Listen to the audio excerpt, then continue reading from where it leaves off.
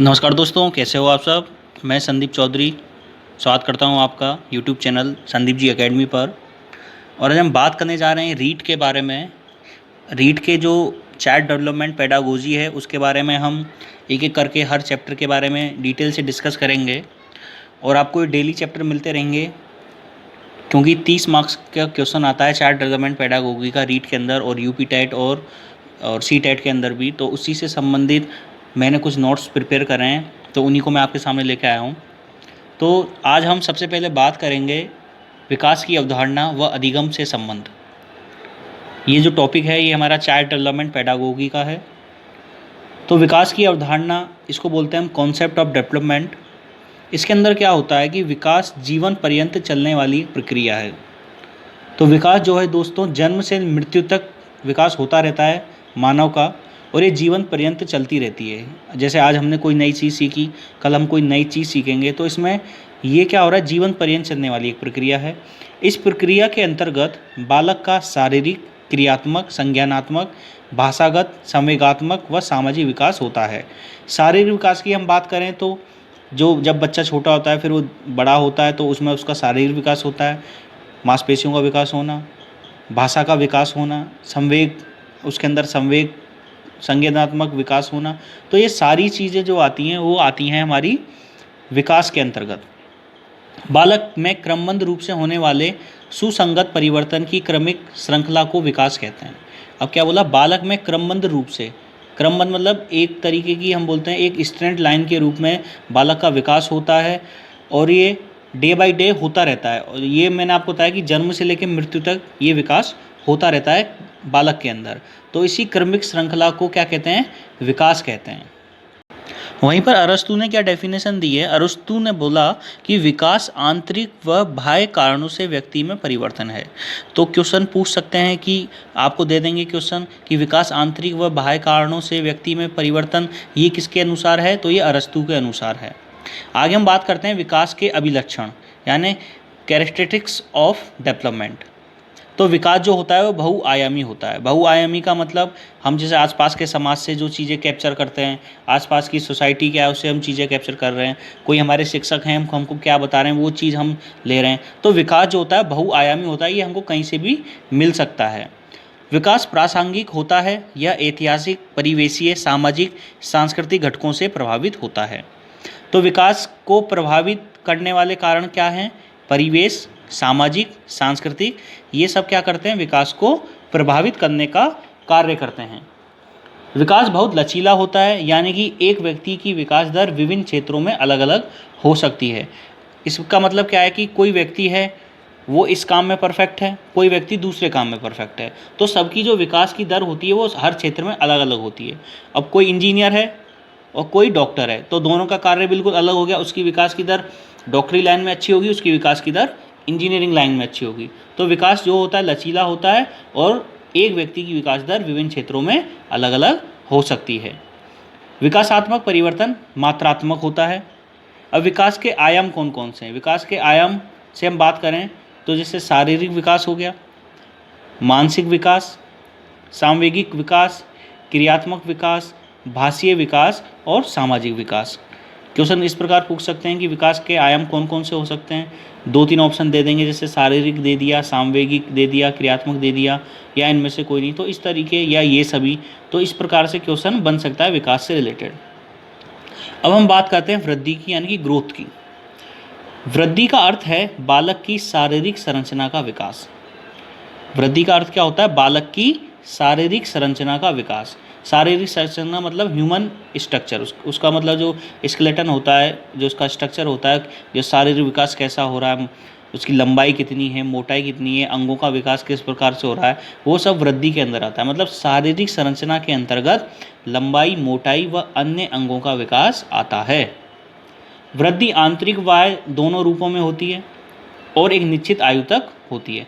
देखो, जो विकास होता है, मैंने आपको बताया विकास होता है जन्म से लेके मृत्यु तक, लेकिन जो वृद्धि होती है वो एक निश्चित आयु तक होती है।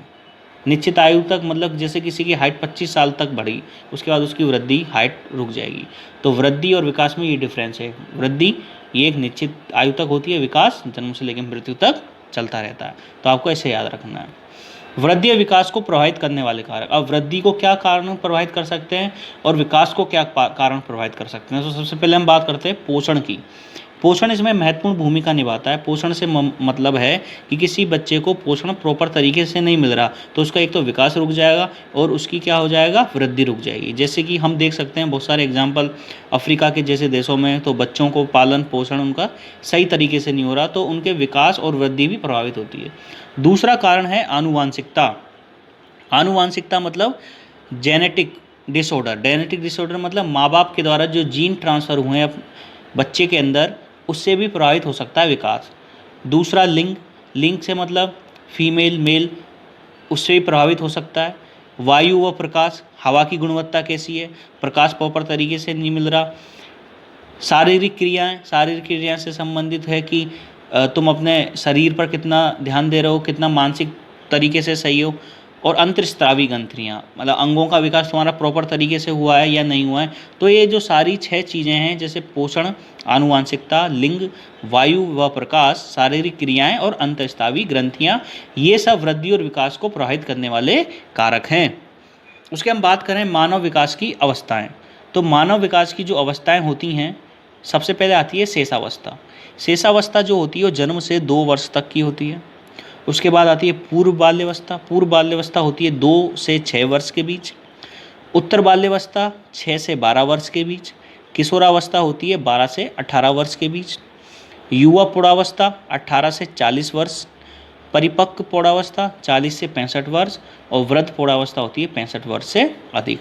तो ये मानव विकास की अवस्थाएं हैं, इनको याद कर लेना। शेषावस्था, पूर्व बाल्यावस्था, उत्तर बाल्यावस्था, किशोरावस्था, युवा प्रौढ़ावस्था, परिपक्व प्रौढ़ावस्था और वृद्ध प्रौढ़ावस्था। तो इस प्रकार जो ये हमारा टॉपिक था वो यहाँ पर होता है समाप्त। और इससे रिलेटेड जो इम्पोर्टेंट क्वेश्चन है, 14-15 क्वेश्चन है, वो हम अभी डिस्कस करते हैं। तो ये विकास की अवधारणा और अधिगम से संबंध था। तो पहला क्वेश्चन क्या है कि मानव विकास मात्रात्मक व गुणात्मक दोनों है। मानव विकास की बात करें तो ये मात्रात्मक भी है व गुणात्मक भी है। अब हम यहाँ पर क्वेश्चन पूछ सकते हैं कि उत्तर बाल्यावस्था की अवधि क्या है। तो उत्तर बाल्यावस्था की अवधि है 6 से 12 वर्ष। इसी प्रकार कोई भी क्वेश्चन पूछ सकते हैं जैसे कि किशोरावस्था की अवधि क्या है, तो 12 से 18 वर्ष। इस प्रकार से हमको ये सारी चीज़ें याद रखनी है।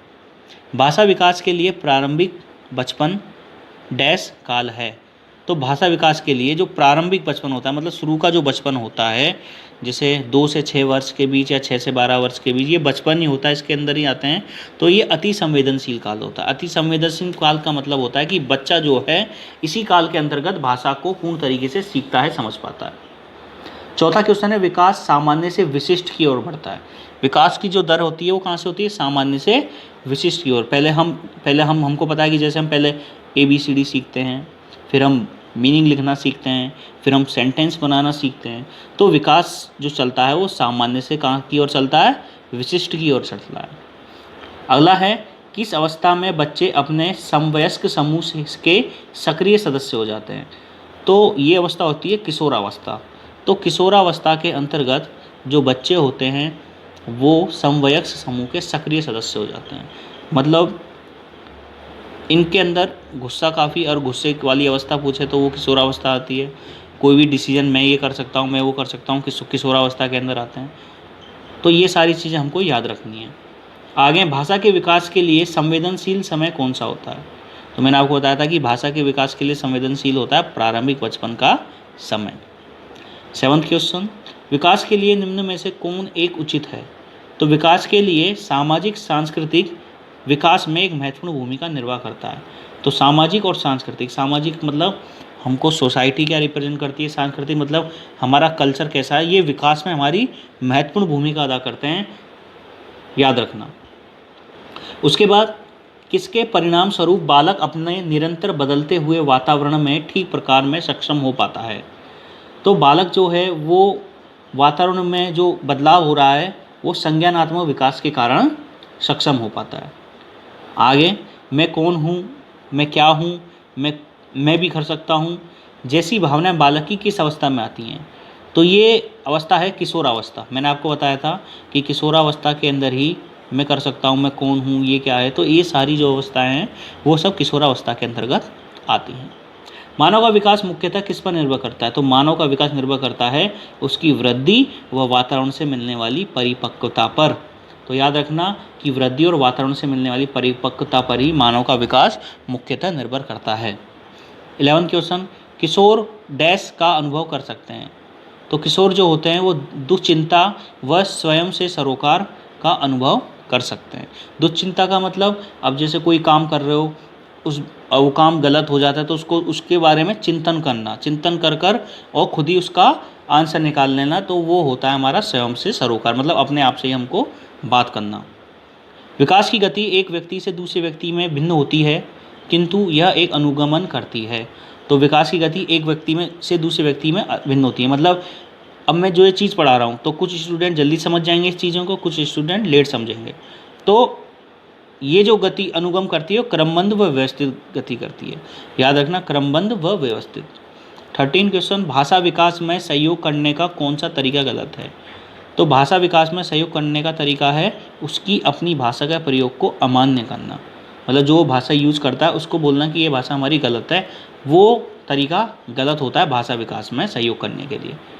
मध्य बाल्यावस्था में भाषा डैश के बजाय डैश अधिक है? तो मध्य बाल्यावस्था में भाषा सामाजिकृत के बजाय अहं केंद्रित अधिक होती है। तो अहं केंद्रित अधिक होती है भाषा। तो इस प्रकार से ये जो क्वेश्चन थे 14 ये हमने डिस्कस किए। जो हमारा चैप्टर था आज लेसन नंबर 1, विकास की अवधारणा व अधिगम से संबंध। तो कुछ इससे रिलेटेड और भी जो चैप्टर आते रहेंगे आपके डे बाय डे, ये रीड से रिलेटेड था। तो प्लीज़ वीडियो को शेयर, सब्सक्राइब, लाइक ज़रूर कर दें। Thank you.